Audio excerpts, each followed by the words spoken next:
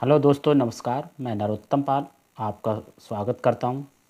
और हम अब एक सीरीज ऐसी चालू कर रहे हैं जिसमें कि एमसीक्यू टाइप के प्रश्न होंगे।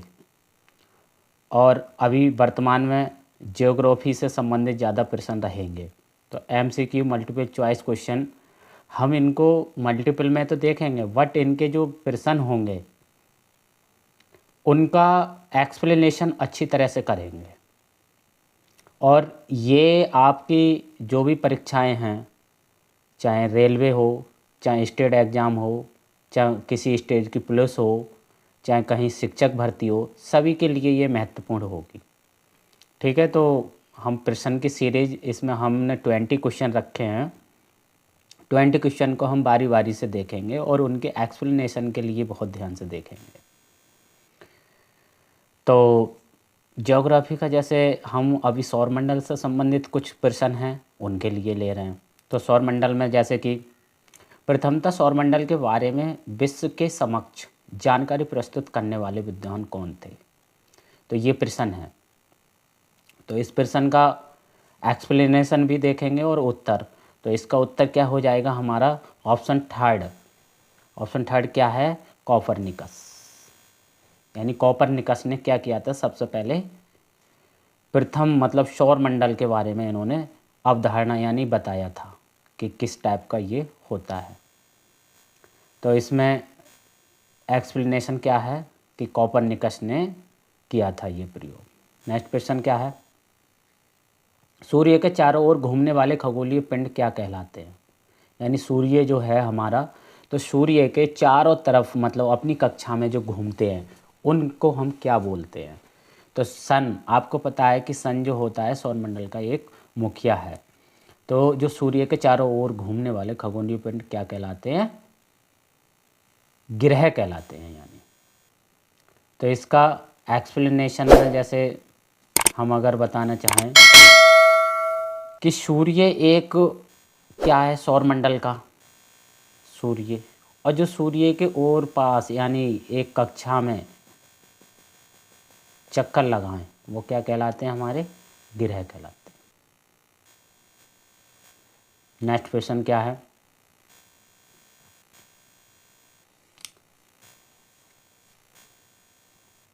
नेक्स्ट है किसी ग्रह के चारों ओर परिक्रमा करने वाले छोटे आकाशीय पिंड क्या कहलाते हैं? यानी जो हमारा पहले सन का चक्कर क्या लगा रहा था? ग्रह। और ग्रह के जो चक्कर मतलब लगाए, जो ग्रह ग्रह के जो चक्कर लगाएं उनके लिए क्या बोलते हैं? तो उनके लिए हम क्या बोलते हैं? उपग्रह बोलते हैं। वो उपग्रह कहलाते हैं। नेक्स्ट प्रश्न देखें। यानी उपग्रह, ग्रहों की गति का नियम किसने प्रतिपादित किया था? जो ग्रह थे तो उन्होंने किसने बताया था कि ग्रह अपनी कक्षा में एक राउंड यानी सर्किल में चलते हैं? तो ये किसने सबसे पहले बताया था? तो ये बताया था केपलर ने। यानी केपलर का ग्रह संबंधी। तो केपलर ने इसका एक्सप्लेनेशन किया था कि ग्रह अपनी कक्षा में घूमते हैं।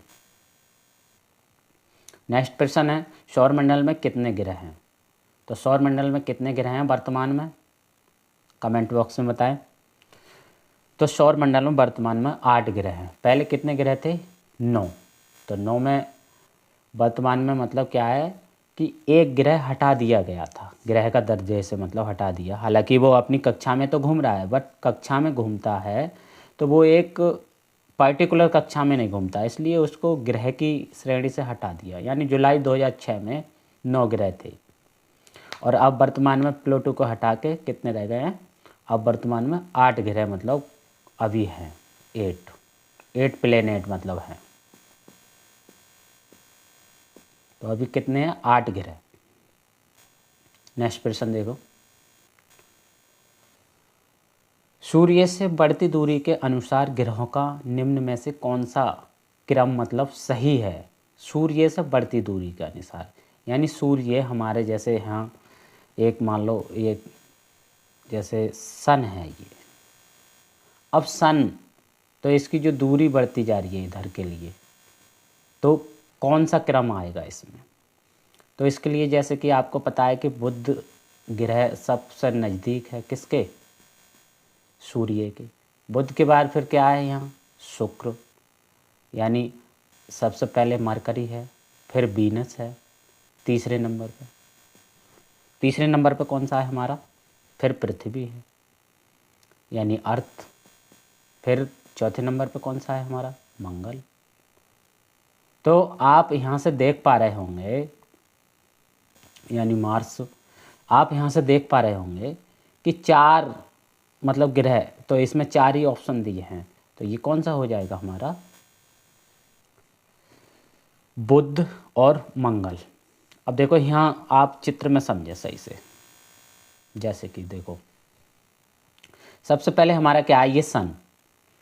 तो सन अपनी अक्ष पर स्थित है, यानी तो सन अक्ष पर स्थित है। सन के बाद मतलब सन के मतलब दूरी के अनुसार, तो सन के बाद क्या है, ये मरकरी है। ये मरकरी के बाद फिर क्या है, ये हमारा वीनस है। और वीनस के बाद फिर क्या है, अर्थ है। फिर ये अन्य ग्रह ऐसे ही बढ़ते चले जाते हैं। फिर क्या है, ये जुपिटर है। तो इस हिसाब से इस कक्षा में आप देख सकते हैं कि ग्रहों का जो क्रम होता है, तो सबसे पहले नंबर पर होता है ये मरकरी, दूसरे नंबर पर होता है वीनस, तीसरे नंबर पर होती है अर्थ, और चौथे नंबर पर होता है मार्स, और 5वें नंबर पर होता है जुपिटर, और 6 नंबर पर होता है सैटर्न यानी शनि, और ये यूरेनस यानी अरुण ये 7वें नंबर पर है, और वरुण नेपच्यून ये 8वें नंबर पर है। ये किस क्रम में है, दूरी के अनुसार, यानी सबसे नज़दीक सूर्य के नज़दीक कौन सा है, ये मरकरी।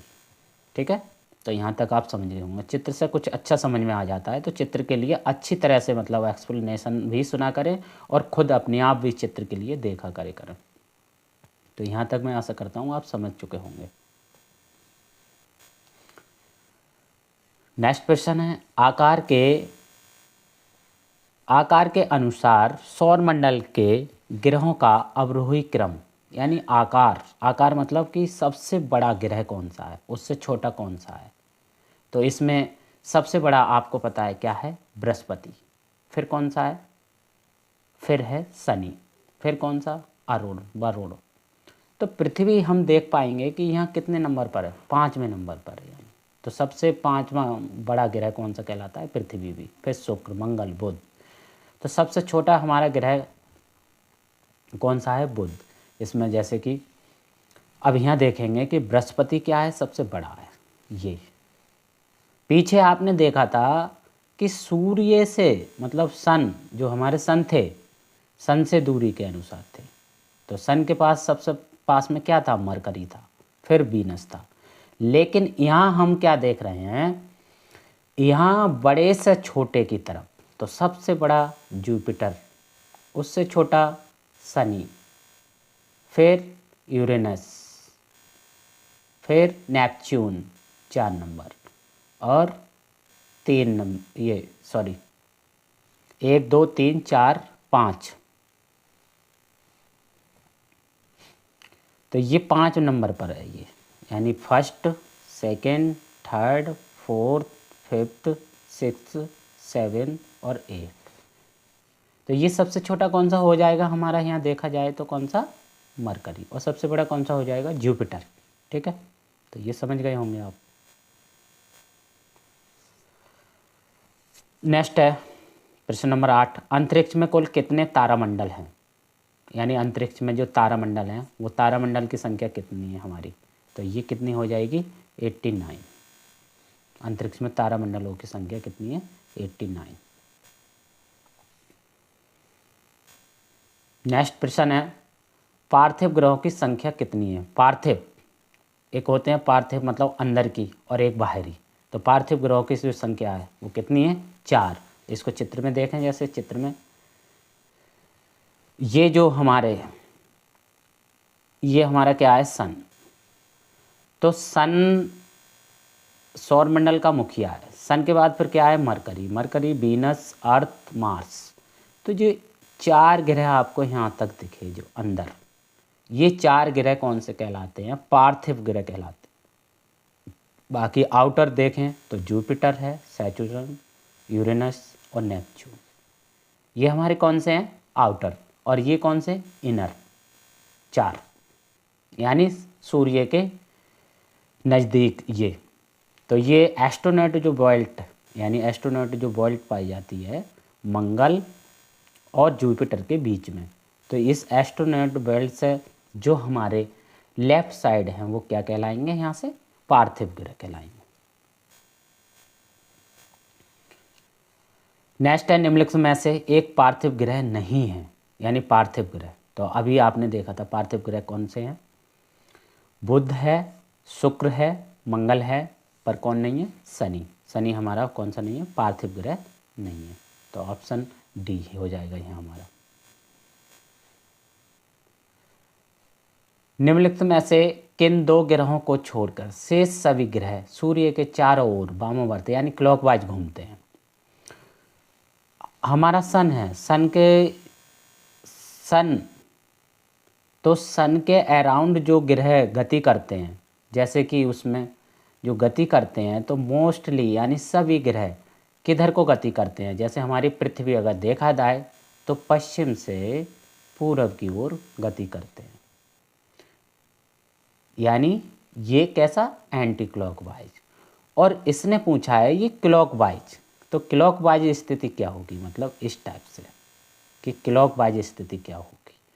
तो क्लॉक में सिर्फ 2 ग्रह हैं वो घूमते हैं, वो कौन से हैं? शुक्र और अरुण। ये क्या करते हैं? क्लॉकवाइज मतलब घूमते हैं अपनी कक्षा में। क्लॉकवाइज मतलब एक स्थिति बनती है। शुक्र और अरुण, शुक्र और अरुण ग्रह पूरब से पश्चिम की ओर गति करते हैं, वहीं बाकी अन्य ग्रह पश्चिम से पूरब की ओर, जैसे कि हमारी पृथ्वी, तो ये क्या करती है? पश्चिम से पूरब की ओर। सौरमंडल का जन्मदाता किससे कहा जाता है? सौरमंडल का जन्मदाता यानी सौरमंडल जो मैन, तो किसके लिए कहा जाता है? ये सूर्य के लिए, सन के लिए सौरमंडल का जन्मदाता कहा जाता है। सूर्य को सौरमंडल की खोज कोपरनिकस ने, सॉरी यहाँ निकस लिखना था तो वो गलती से लिख गया, कोपरनिकस ने। नेक्स्ट प्रश्न, सूर्य के संगठन में सहायक गैस कौन सी है या कौन सी है? मतलब जो सूर्य जो हमारा एक सबसे बड़ा मतलब कहें सौरमंडल का मुखिया, और वैसे देखा जाए तो वो एक तारा है, तो इसमें कौन सी मतलब गैसें विद्यमान रहती हैं अधिकतर? तो इसमें कौन कौन सी गैस रहती हैं? हीलियम और हाइड्रोजन, यानी हाइड्रोजन का संयोजन अधिक होता है, हीलियम अपेक्षाकृत कम। इसको आगे देखें, जैसे कि देखो हाइड्रोजन और हीलियम, सूर्य गर्म गैस का एक विशाल चमकता हुआ क्या है? ये अगर देखा जाए चमकता हुआ गोला। इस गैस का अधिकांश भाग हाइड्रोजन, यानी इस गोले का हाइड्रोजन कितनी है? 70% यानी सूर्य में रहती है, और हीलियम जो कितनी रहती है? 28%। बाकी अन्य गैसें भी पाई जाती हैं अपेक्षाकृत, जैसे कि कार्बन, नाइट्रोजन, ऑक्सीजन, है ना, ये सभी, और शेष अन्य। तो मतलब सबसे अधिक कंटेंट अगर देखा जाए इसमें तो किसका है? हाइड्रोजन का और हीलियम का मेन, यानी हाइड्रोजन और हीलियम इसमें मुख्य रूप से पाई जाती हैं।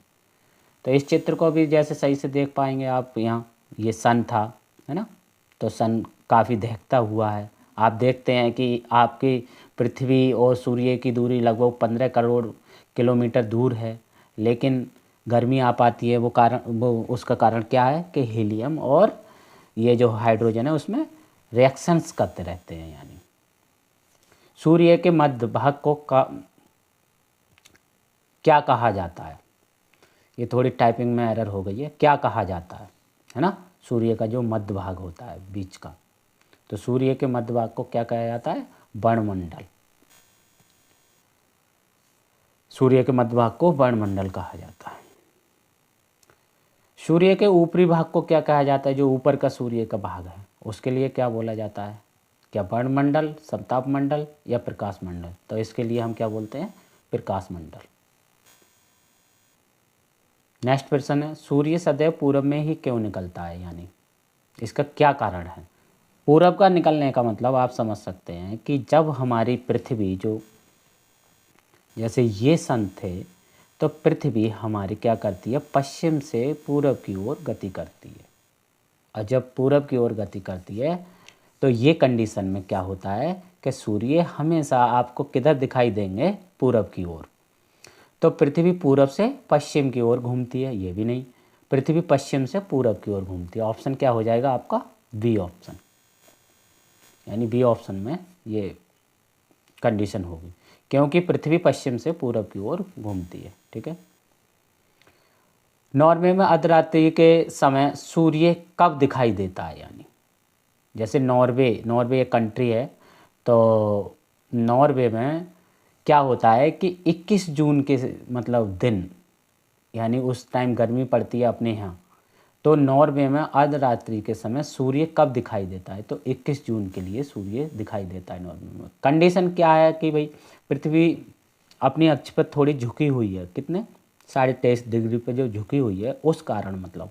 तो ये आप देख पाएंगे यहाँ, ये नॉर्वे है, नॉर्वे कंट्री यानी, तो नॉर्वे क्या है भाई? ऊपर का भाग है ना, तो झुकी हुई है। उत्तरी ध्रुव गर्मियों के दौरान सूर्य की ओर होता है, जिससे आर्कटिक सर्किल, यानी हमारा ये जो, जब आप उसमें अक्षांश और देशांतर पढ़ेंगे तो ऊपर क्या है? एक आर्कटिक सर्किल होता है, आर्कटिक सर्किल यहाँ। तो आर्कटिक सर्किल पर क्या होता है? ऊपर कई हफ्तों तक लगातार दिन का उजाला मतलब पड़ता रहता है, परछाई नहीं पड़ती है। इस कारण क्या होता है? नॉर्वे में मध्यरात्रि के समय क्या होता है? पृथ्वी पर मतलब उजाला, नॉर्वे देश पर उजाला रहता है, इसलिए ये कंडीशन बनती है हमारी। एक ग्रह की अपने अक्ष में सूर्य से न्यूनतम दूरी को क्या कहा जाता है?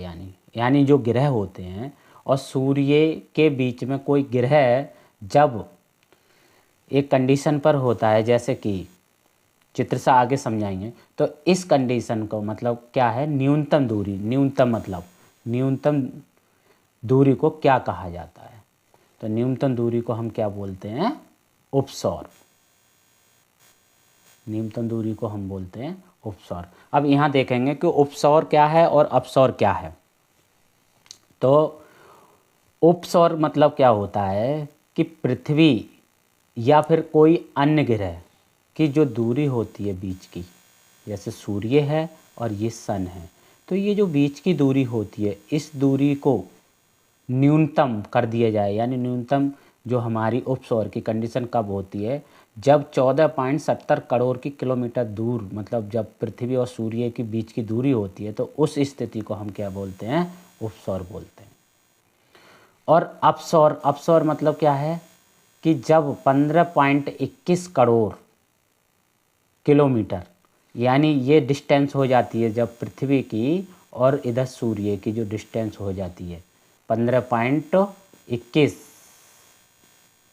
करोड़ किलोमीटर की, जब ये दूरी हो जाती है, तो हम इस स्थिति को क्या बोलते हैं? अपसौर। अब देखो याद कैसे रखेंगे कि अपसौर कब है, उपसौर कब है। आप देख सकते हैं कि यहाँ ऊ पहले छोटा है यानी, और आ बड़ा है, तो छोटी वाली दूरी के लिए ऊ और बड़े के लिए आ।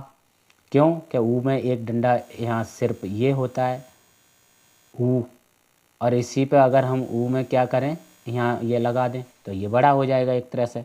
तो उप मतलब होता है, ऊ मतलब छोटा, छोटा मतलब 14, और अप मतलब 15। ठीक है, ऐसे आप इससे ट्रिक से थोड़ा याद रख सकते हैं ये कि भाई कंडीशन क्या बनेगी।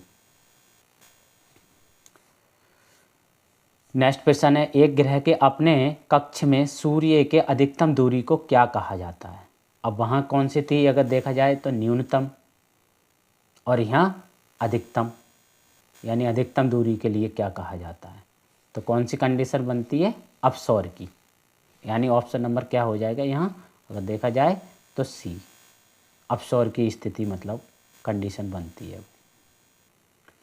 नेक्स्ट है, सूर्य के धरातल का तापमान लगभग कितना होता है? यानी सूर्य का जो तापमान है उसके जो केंद्र का, कोर का जो, तो वो कितना होता है। तो ये टेम्परेचर हमारा होता है कितना, 6000 डिग्री सेल्सियस, यानी 6000 डिग्री सेल्सियस तक मतलब गर्म होता है उसका कोर। तो देख सकते हैं कितना हाई टेम्परेचर होता है उसका, है ना, बहुत ज़्यादा टेम्परेचर होता है। बाकी अगर हम आपसे एक प्रश्न कमेंट बॉक्स में पूछना चाहेंगे कि पृथ्वी पर सर्वाधिक तापमान सहन करने वाला कौन सा धातु या अधातु है, आप कमेंट बॉक्स में ज़रूर लिखें कि कौन सा है। तो कितना है, 6000 डिग्री सेल्सियस। और इस प्रश्न का आंसर भी आप कमेंट बॉक्स में लिखेंगे, निम्न में से कौन एक तारा है। क्या चंद्रमा एक तारा है, सूर्य एक तारा है, या पृथ्वी एक तारा है, या फिर शुक्र।